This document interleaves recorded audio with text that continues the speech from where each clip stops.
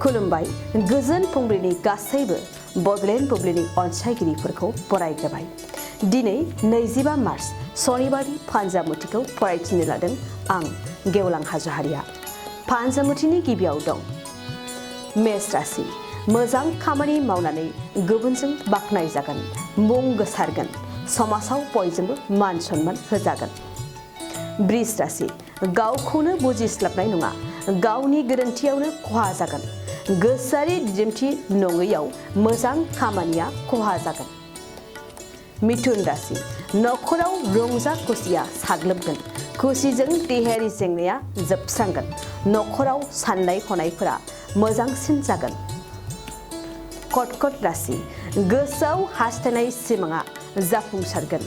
जायखिजाया मावनो लानाय खामानिखौ थि समावनो मावफुंनो हाजोबगोन। सिंह राशि। मोजां सम जानाय नङा, नखरनि खामानि दामानिफोरा गुलुं गुजुं जागोन। साननाय बायदियै जानाय नङा, दुखु जागोन। कन्या राशि। सांग्रां जा, हरखाब गारि मटर सालायनायाव सौदावनो हागौ। गारि मटरजों दावबायनायनि सिगां गोबां सानग्रोनाया नोंथांनि मोजांसिन। तुला राशि। बिदा फंबायनि गेजेराव अनलायनाया बांसिन जागोन। अनलायनायजों सोमोन्दोआ गोख्रोंसिन जाबावगोन। साननायफोरा दाजाबथा। वृश्चिक राशि।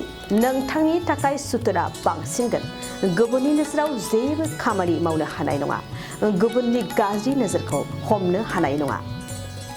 धनु राशि। नोंथांनि थाखाय दिनैनि समा दुखु गोनां। हरखाब फेलें जानायाव गोसो बायग्लिगोन। दिनैनि समखौ दुखुजोंनो बारहोनांगोन। मकर राशि। नखराव नोंनि साननायखौ रावबो मदद होनाय नङा। जायखि थांखि लाया नोंनि बेरेखा जागोन। गावनि खोथाजोंल' सोलिगोन।